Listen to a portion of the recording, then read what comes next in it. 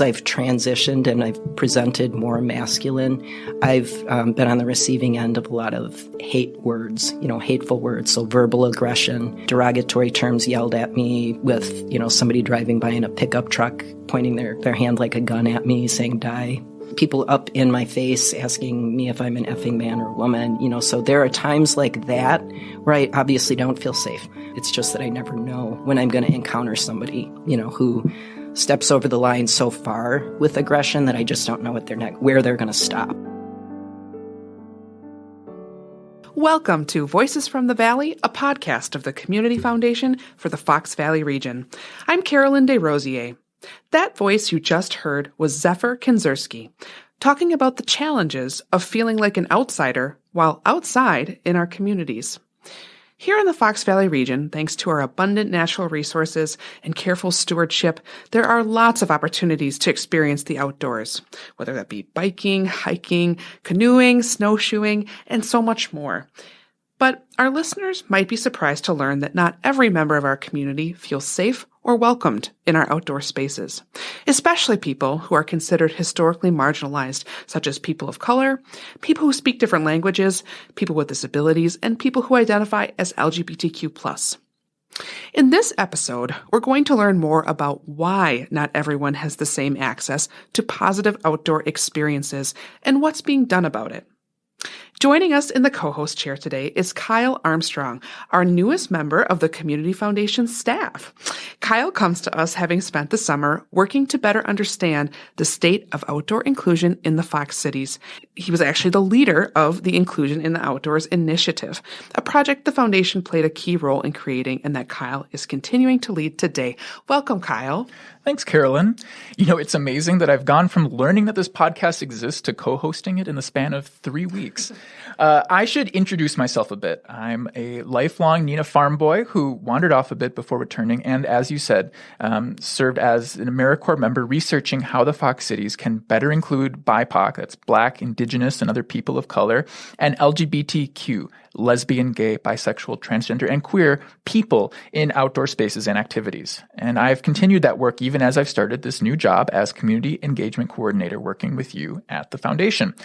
And it's appropriate that we're co-hosting this episode because you've played such a big part in nurturing this project. Oh, thanks, Kyle. I'm so thrilled that you chose to join our team. And I have to say, it's been eye-opening to be a part of this project.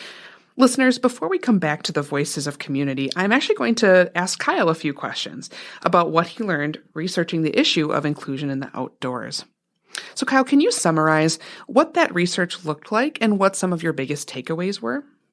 Yeah, so Inclusion in the Outdoors was organized as a project with an AmeriCorps grant, and it was hosted at the Brigade in Neenah.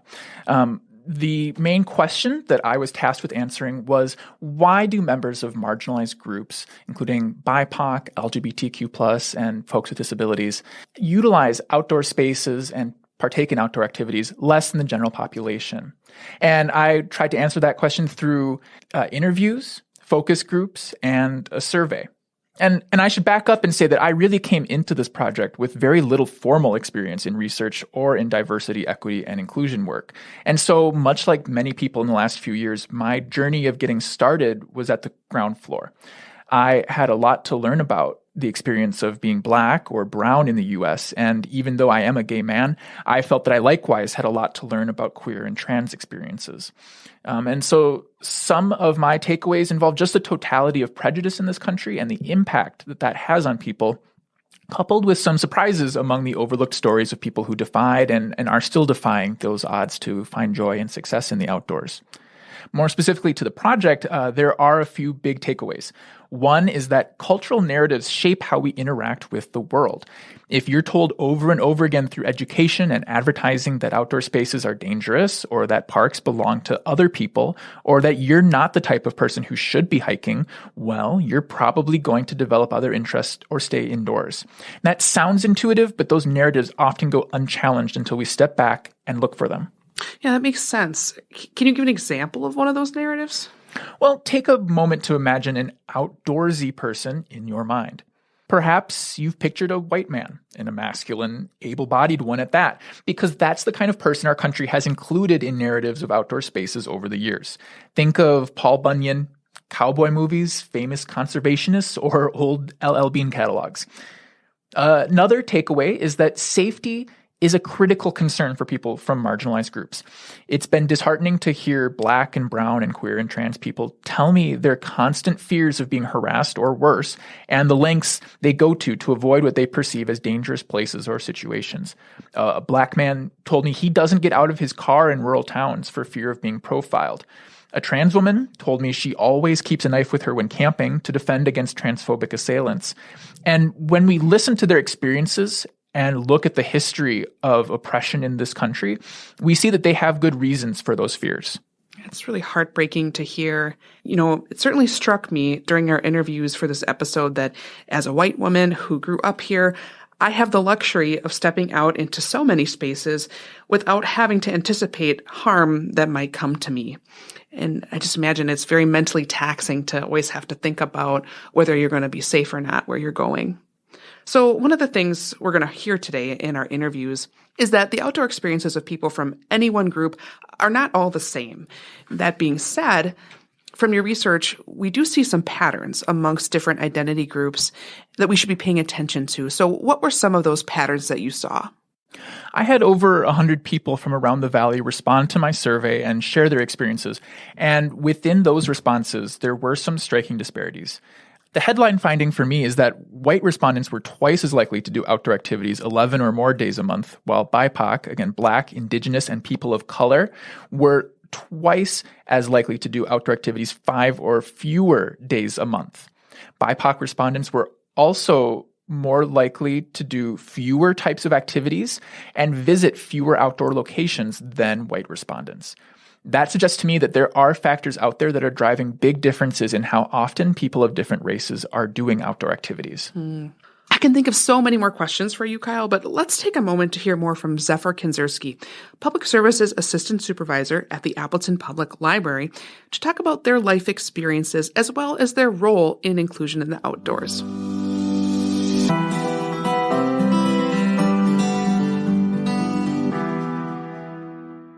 Welcome, Zephyr, to the podcast. We're so glad to have you on. Can you tell us a little bit about yourself? Thanks, Carolyn. I am Zephyr Kinzerski. I grew up in Milwaukee, lived there till I was 21, and then in the late 80s, I moved up here and lived here for 6 years. Then went to school in Las Cruces, New Mexico, was there for 6 years, lived in Austin, worked there for 3, and then moved back up here in 2003. So I've been here about 19 years this time around.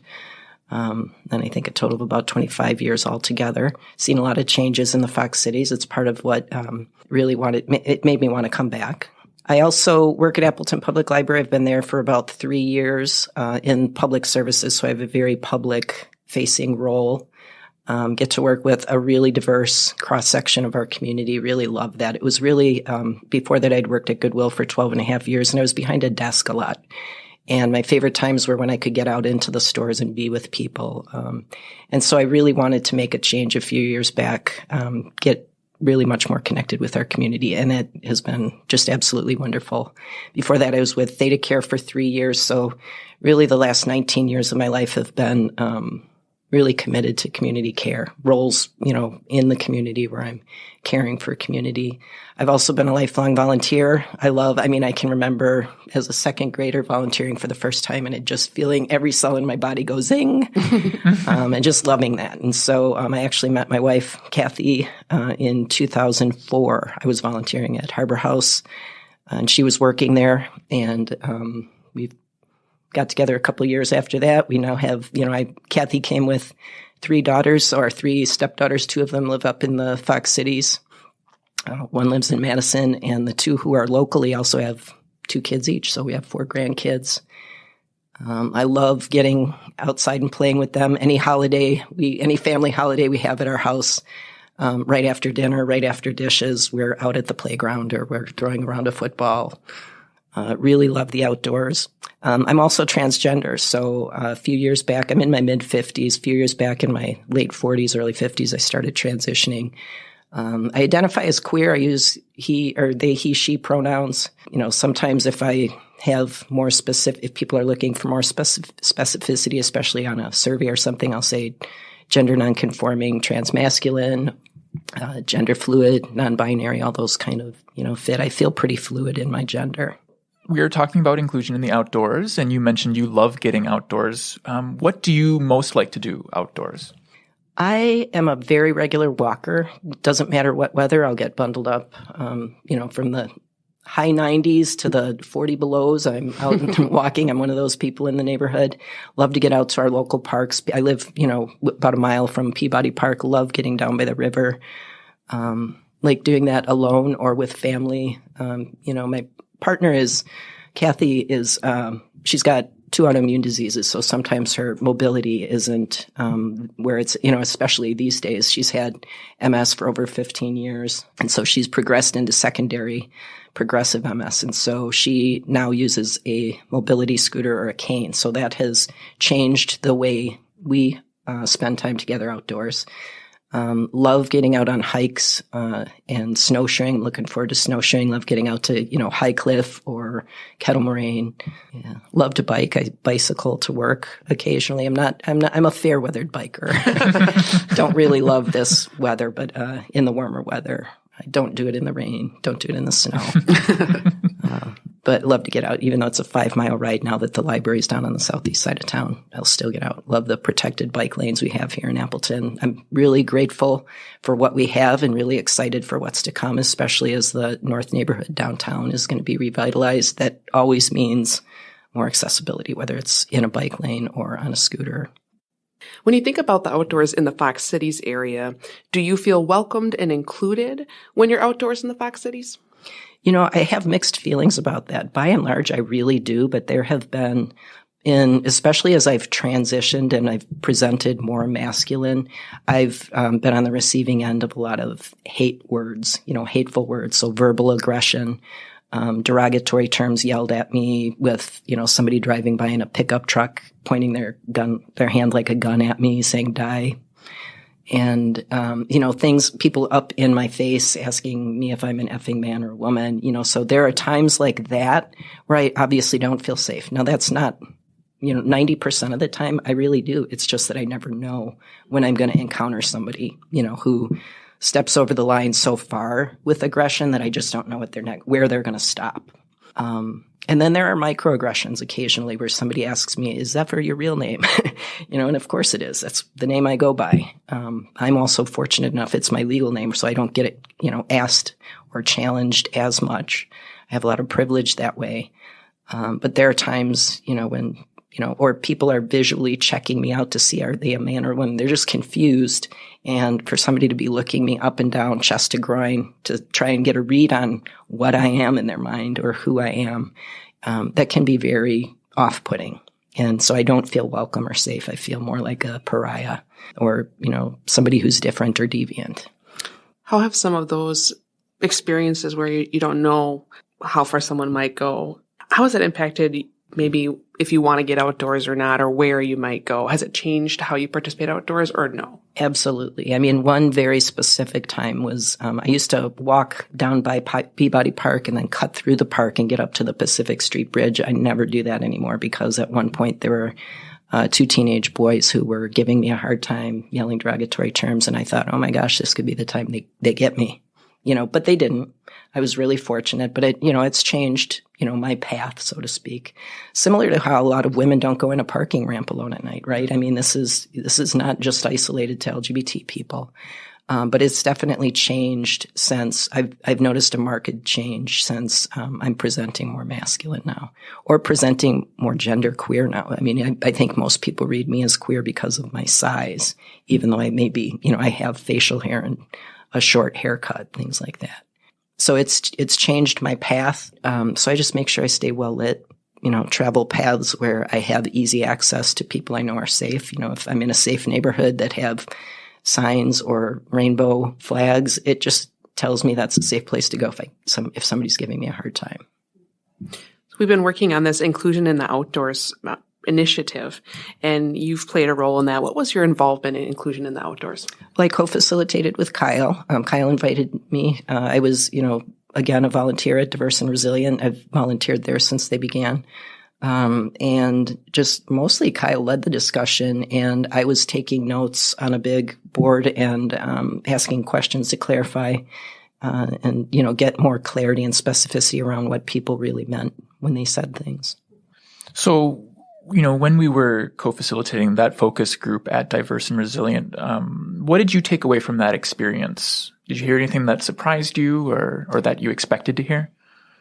Both. I think, in terms of expected to hear, that personal safety is always a factor for especially trans people. I would say everyone in the LGBTQIA plus community, but especially trans people, in large part because of that aggression I talked about earlier. I was surprised to hear how many people carry weapons with them. I don't personally carry a weapon.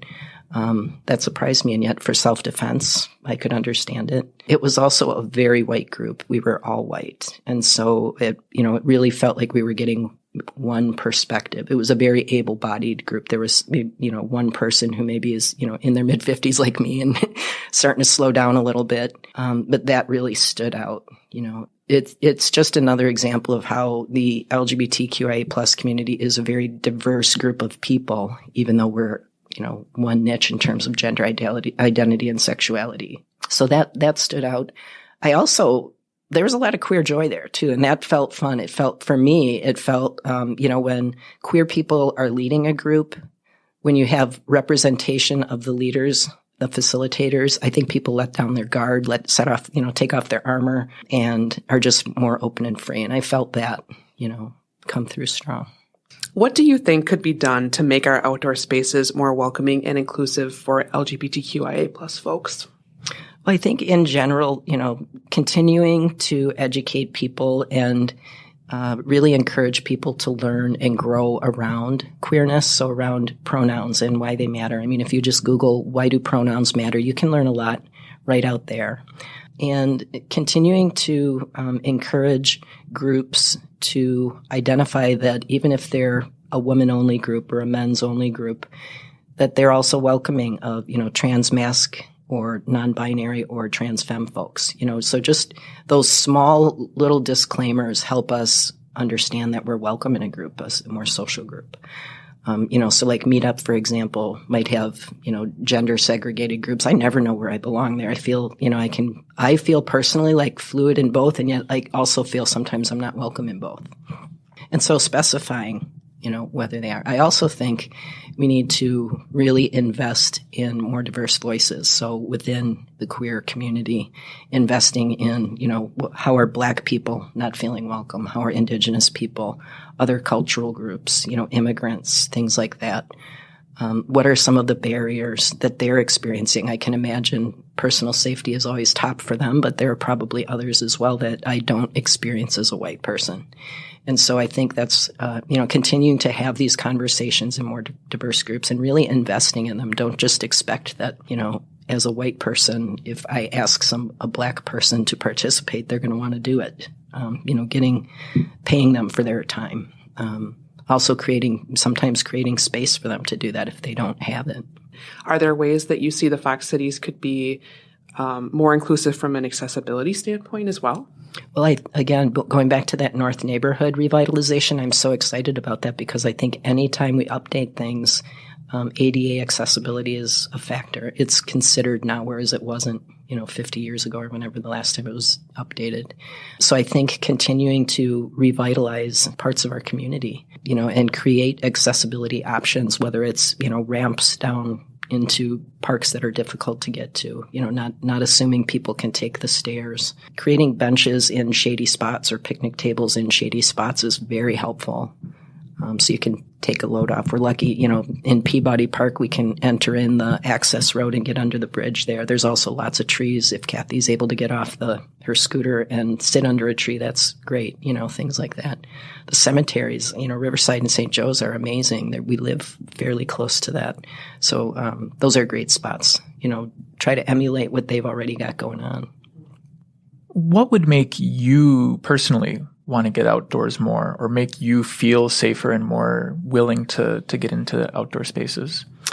On my own, it's difficult to say, but in terms of social groups, again, it's really them letting me know that I'm welcome in various ways. Doesn't need to be a personal invitation, but if I can see that for, various clues, where I'm always a red flag hunter, I'm looking for, am I not going to be welcome there? Am I safe there?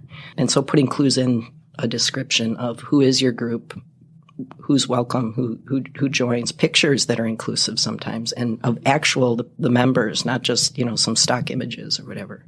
I was looking for a martial arts academy a couple of years ago, and when I see an all men's space, I don't have a warm, fuzzy feeling. And I know that may be some of my own internal biases. Maybe they are.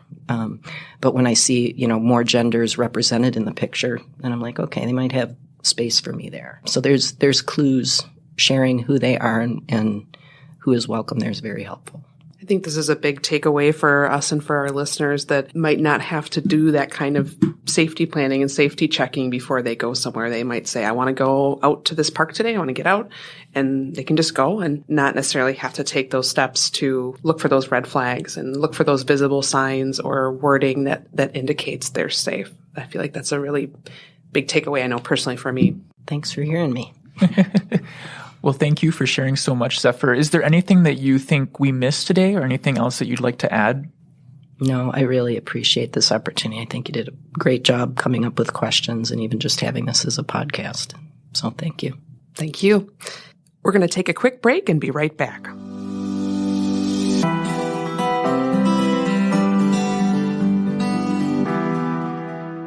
It's the last half of the school year. That means it's scholarship application time. The Community Foundation for the Fox Valley region has more than $1 million in scholarships available to high school seniors, college, and non-traditional students. The money comes from scholarship funds created by people, businesses, and organizations who are passionate about education. Applications are open right now. Deadlines begin mid-February. Visit cffoxvalley.org/scholarships to learn more.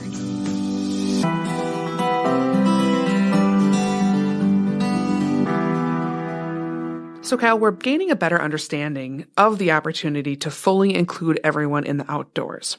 But can you share with us one example of something positive that's already happening to shift the narrative, and maybe one example of something new that we could come together on? One of the positive examples that I saw was the Heckrot Wetland Reserve. And over the last decade, they've made a concerted effort to make their boardwalk in their wetlands ADA accessible for people with disabilities. And now they're working with the Menasha School District to find ways to include bilingual programming for Hispanic students. And I think that that's a great way to make our Latinx and Hispanic folks feel more welcomed in these spaces. And that leads me to one of my suggestions, which was based on something that I heard from many people, many members of these marginalized groups. And that's that they feel safest and most comfortable in the presence of other people who identify like they do.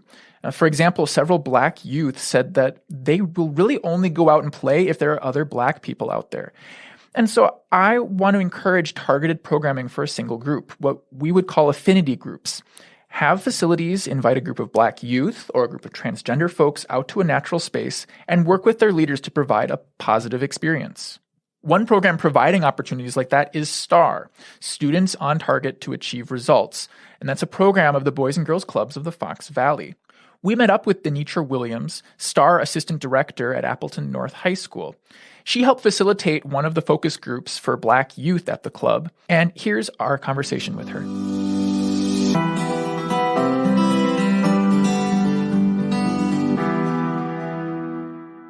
Welcome, Denitra, to the podcast. We're so thrilled that you're here with us. Can you tell us a little bit about yourself? Sure. Thank you for having me.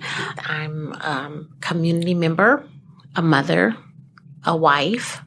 I work for the Boys and Girls Club STAR program. So I'm a person who likes to get outside. Although not so much as I get a little older, not as much as I used to. It's like, can my body take that still? But overall, I'm a person who cares about making sure spaces feel equitable for all.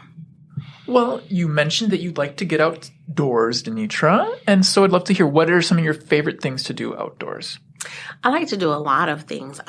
You will notice from what's to follow that I'm more of a warm weather outdoors kind of chick. I'm not one of those ice fishers and bobsledding. Snowshoeing. I don't know. I'm not doing none of that. No. I mean, I have, don't get me wrong, for the experience of it, being born and raised in California, having this whole, snow experience is different. I've tried it all, but I really couldn't get into it. It's just too cold. So I'm more of I like to do snorkeling, jet skiing, sailing, of course, swimming. Who doesn't like to swim? Spelunking, canoeing, hiking. So when you think about participating in the outdoors here in the Fox Cities, do you feel welcomed and included when you're outdoors in the Fox Cities? I am not a person that since you asked about me, I feel a sense of belonging in the Fox Cities, but I am also acutely aware that many people of color and many folks who identify as one of those demographics that's more, not that many of them here, do not. But I'm not one of those people that feel that way. I feel comfortable.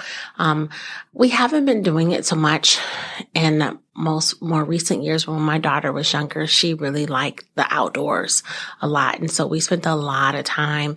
She was a huge bug catcher. So we spent a lot of time at Bulbous and Heckrod and going over there to explore the trails. And she come with her little bug catching nets in her little bug jar and bug house. And, it was just like a whole ordeal. And I can't even remember when she outgrew that. Frankly, I was quite relieved because I'm not into the bugs to that degree. And it was very difficult putting on that mommy smile of excitement that you're excited, but really like, but don't come near me. How old is your daughter now? She's 12 now. Okay. So we've been working on this Inclusion in the Outdoors initiative. What was your role in that project? A couple of things. So there was the whole focus group. So But tell us about the youth group that you co-facilitated. Yep, there was that piece. That was interesting. I didn't know what to expect. Because it was supposed to be centered around outdoor spaces, they covered a lot of things that wasn't about outdoor spaces. And so I had to specifically circle back to some of the questions and say, okay, and give some examples. So when we think about things like such and such and such and such, what comes to mind? They wanted to talk a lot about feelings of oppression and racism in spaces that they occupy, in school, out of school, in their neighborhood, feeling a lack of comfort with going outside because they felt like they didn't belong and they were getting the quote unquote looks, things of that nature. And for our listeners, this was a focus group of Black and brown young folks, high schoolers? Teenagers. Gotcha. Yeah. Did any of them describe positive experiences in the outdoors? Mm-mm. I do not recall one having a positive experience. What do you think could be done to make outdoor spaces in the Fox Cities more welcoming and inclusive for Black and brown folks? I think it's really more about making sure they're aware that those options are there. I think so often people are just not in the know.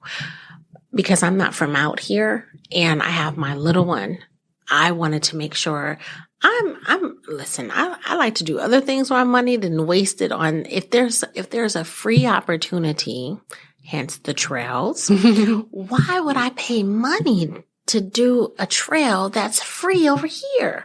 So I'm very much more about wanting to get familiar with my community, wanting to get to know some of the resources that were around me that we can take advantage of, and wanting to get my daughter outside.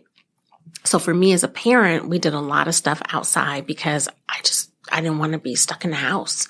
I didn't want my daughter stuck in the house. I want her to explore different things, just the same way that we take her to plays and musical performances and get that exposure into the arts and various different things, just so that she'd have more experiences that she can reflect on. So I am intentional about knowing what's available and what's around me, but I have since learned in the last couple of years that many folks don't. People who just moved here or even was born and raised here, they're unfamiliar about some of the resources that are available here. And so over the years, as I listen to people complain about the Fox Cities not having this and not having that, I'm like, actually, we do. I think you just don't know about it. So that's something that I'm noticing. But as it pertains to being more culturally aware, one thing that I know would be helpful is if there was access to some of the, like if we had a jet ski rental, for example, like I haven't seen that, I haven't seen snowshoe rental. I haven't seen, something like that where people don't have to spend their money, because a jet ski, if you catch it on sale, is $700-800. But if it's not, it can be as much as $2,000.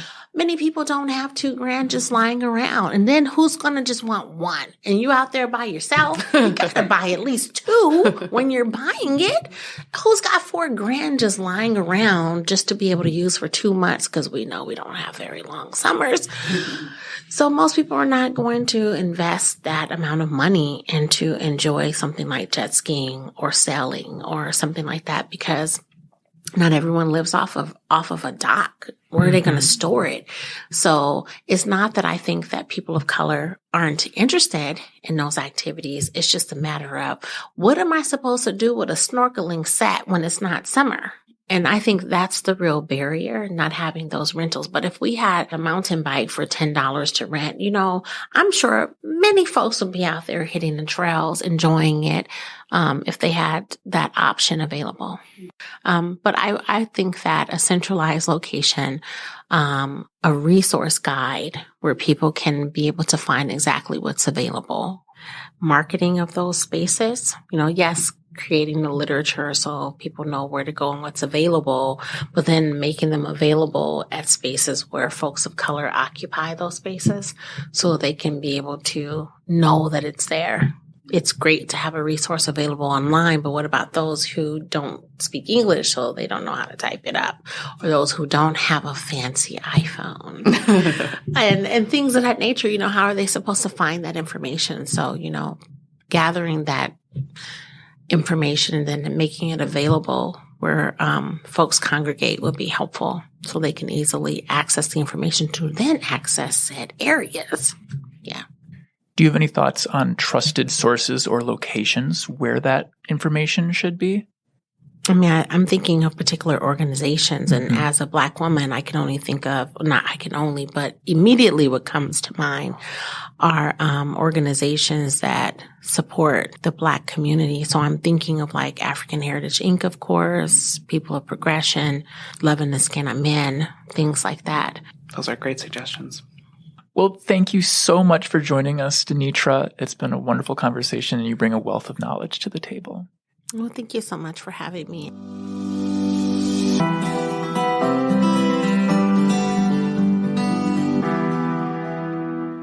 Wow, Kyle, we were so lucky to have Zephyr and Denitra share so openly with us, and I just want to give a shout out and a thank you to both of them. Briefly, can you tell our listeners what's next for the Inclusion in the Outdoors initiative and how they can get involved if they're interested? Well, I will be continuing to lead the project through this year, and I'm really looking for ways to move from the data that I've gathered into action and ways that we can positively impact the community and make things more inclusive, more welcoming for the folks who I've been talking to.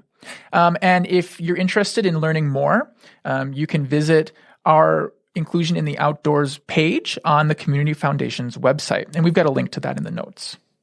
Well, that's going to wrap up our program today. We hope you enjoyed it. You can subscribe to this podcast and get all of our episodes delivered to you wherever you listen to audio. Like I said, we've got links to all of the resources we talked about today, and you can find them by going to cffoxvalley.org/podcasts and looking for this episode titled Inclusion in the Outdoors. We'll see you next time on Voices from the Valley, a podcast of the Community Foundation for the Fox Valley region.